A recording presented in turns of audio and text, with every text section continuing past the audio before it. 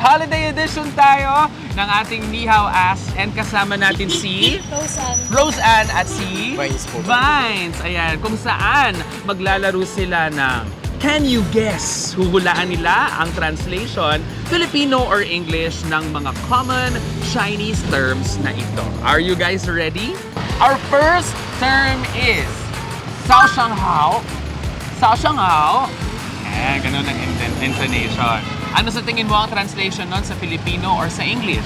Good morning. Good morning. Ang sayo? Good afternoon. Good afternoon. Sao Shang Hao means good morning. Alright, that's 1 point para kay Vines.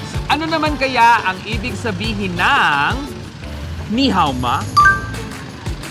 Ni Hao Ma? Parang, kamusta?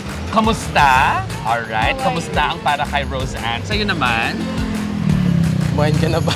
Dahil mas malapit ang kanyang sagot, ibibigay natin ang point kay Roseanne. Ayan. Kumusta or hello? Ayan. Ano kaya ang ating decide? Sino kaya ang mananalo? Ang term natin ay Zijan, Zijan, clue. Patapos na tayo. So ito na yung sasabihin natin. Okay? Salamat po. Salamat. Zijan, isang word lang siya. Isang word lang po. Good luck. Good luck. Or ano po, ano ba?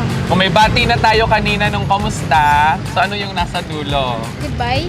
Goodbye. Okay. Ang ibig sabihin ng Zijan ay paalam. Ayan, si Roseanne ang nanalo ng ating special prize. At may challenge tayo para kay Vines.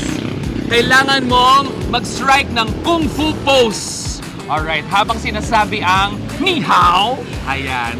Alright, ready ka na, Vines? Kung Fu fighting. Parang, paano yun i-cheer? Kung Fu fighting. Kung Fu fighting! Alright, Ni Hao. 1, 2, 3, go! Yeah! Ni Hao, Manila.